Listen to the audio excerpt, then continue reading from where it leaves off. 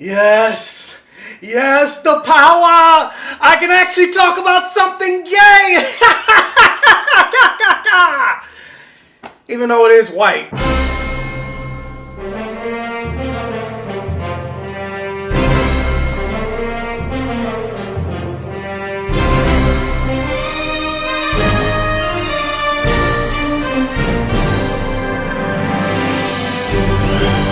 And welcome to my safe haven, everyone. I'm looking at the time right now. It's like 8:10 p.m. So I'm gonna try to get this video and review out pretty quickly because I gotta get ready to leave to go to work in 2 hours. And I also want to eat before I leave. And so, yeah, this video is probably not gonna come out tonight like I wanted it to. So it's probably just gonna come out tomorrow, which is Wednesday, August 10th. But there was a show that I recently just watched on Netflix. If you couldn't tell from the title of this video, it is called The Young Royals. And Young Royals is a Swedish drama, so you do have to read subtitles, but you can set it for an English dub. I listened to the English for like a couple seconds, but yeah, I didn't like the way it sounded, so I'd rather just like with anime, I always say subs over dubs, but obviously some people can't do that for like visual impairment and everything like that. But yeah, I just want to throw that out there. It is a Swedish title, and it tells the story of Prince William as he adjusts to the life at a prestigious new boarding school, but following his heart proves to be more challenging than anticipated. And honestly, I don't remember how I ended up coming across this show. I just know I was browsing for something to watch on Netflix, and then you know how sometimes when you click on something on Netflix, the trailer automatically plays, and I saw like two men kissing, and I was like, wait, what is this? Click!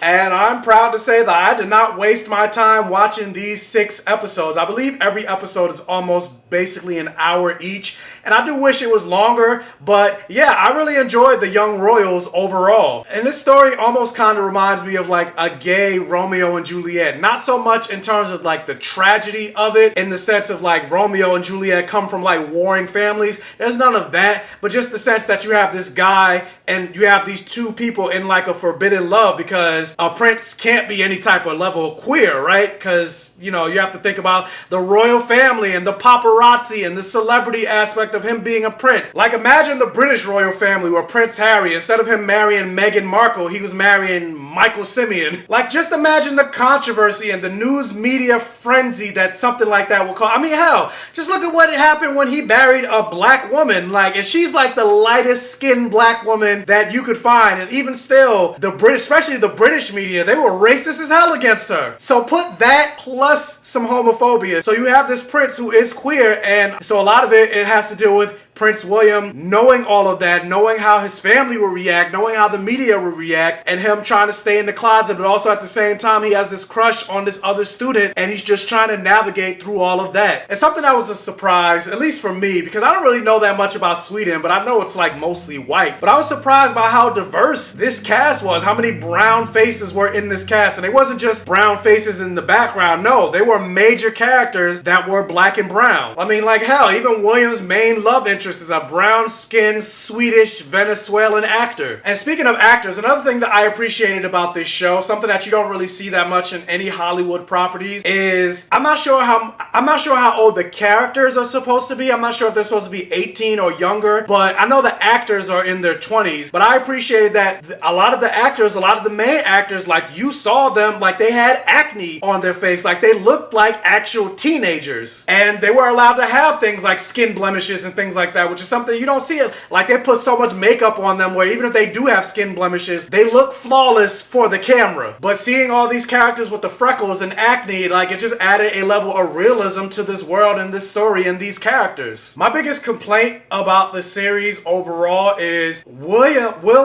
I'm saying William, but it's pronounced Willem in Swedish, I guess. But it's really about him navigating his life as a queer royal teenager. However, I felt like the show focused a lot on the villain of the series, his cousin August. And I wouldn't really say August is a villain, but he's more the antagonist. But I feel like the show focused way more on him than it did on Willem. As a matter of fact, I feel like without August, like, August is the one that really drove a lot of the plot forward. It's like August felt more like the protagonist than Willem did. And I wish we got to learn more about Willem's life specifically as a prince, more about his family. Because, there's something that happens halfway through the season, and I was just like, I wish they developed this a little bit more. And I guess that is part of the hindrance of only having 6 episodes. But unlike in the MCU type of way with WandaVision, Falcon and Winter Soldier, and Loki, they made every single episode count, and this felt like a complete story by the end of it. And so yeah, I'm really hoping Netflix renews this for a season 2. I'm ready for a season 2.